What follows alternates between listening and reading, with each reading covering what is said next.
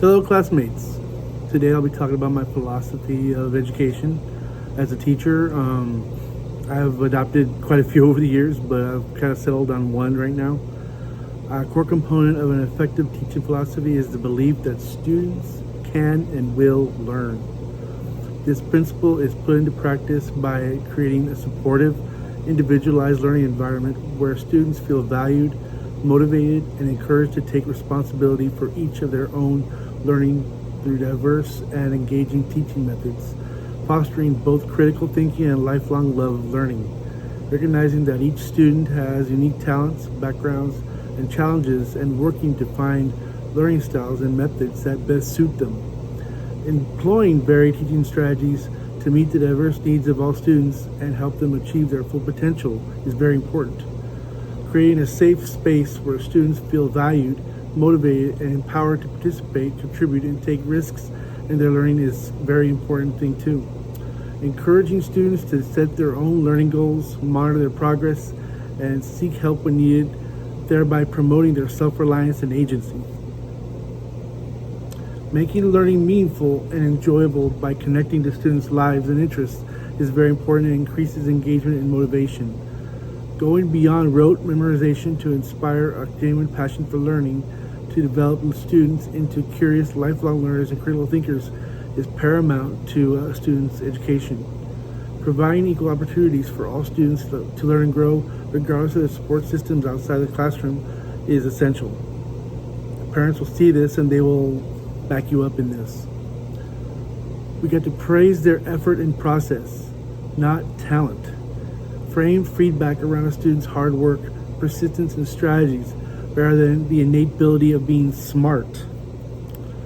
Teach students that difficulty is an important and necessary part of the learning process.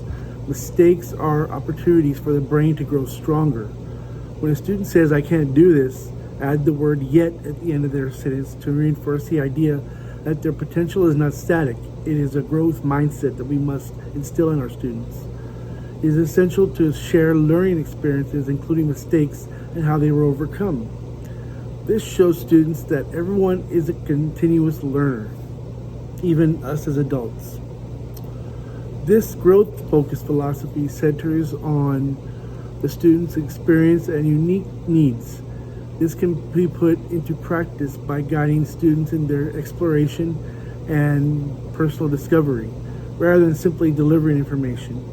We have to recognize that every student has a unique learning style, skill set, and background. We must reach them in a different way, basically.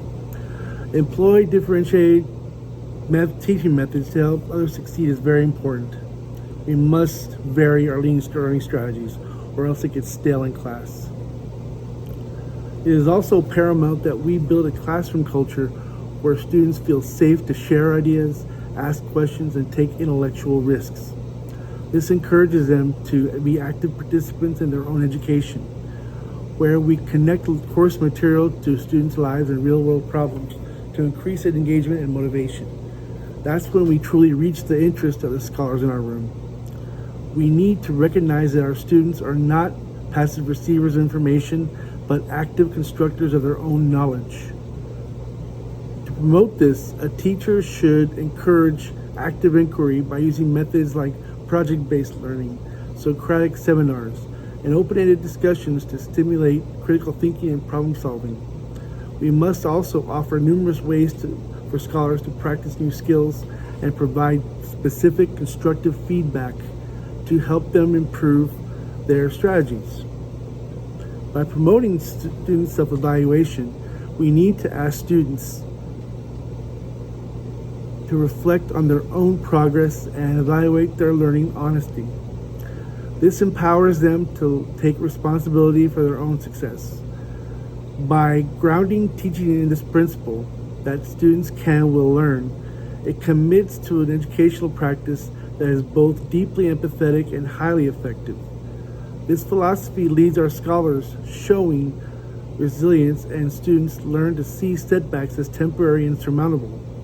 It also promotes higher achievement as motivation and effort increases when students believe their abilities can be developed, which promotes lifelong learning. where scholars are equipped with a mindset that encourages them to embrace challenges and continues well beyond the classroom into their regular lives. When educators believe students can and will learn, a self-fulfilling prophecy known as the Pygmalion effect can occur, leading to specific academics and psychosocial benefits for students. This phenomenon demonstrates that higher expectations lead to an increase in performance. In a famous 1968 study by Rosenthal and Jacobson, teachers were told that randomly selected bloomers would show unusual intellectual growth. By the end of the year, those students showed significantly higher IQ scores, confirming the teachers' beliefs that influenced their students' outcomes. The philosophy promotes a growth mindset, as this is the belief that intelligence and abilities can be developed through dedication and hard work. When teachers adopt a model of this mindset, they communicate to students that effort is the path to mastery rather than innate talent. Teachers with high expectations are more likely to set high attainable standards for their students. They remove barriers to learning and create multiple pathways for students to achieve desired outcomes. Thank you for listening. Have a good day, y'all.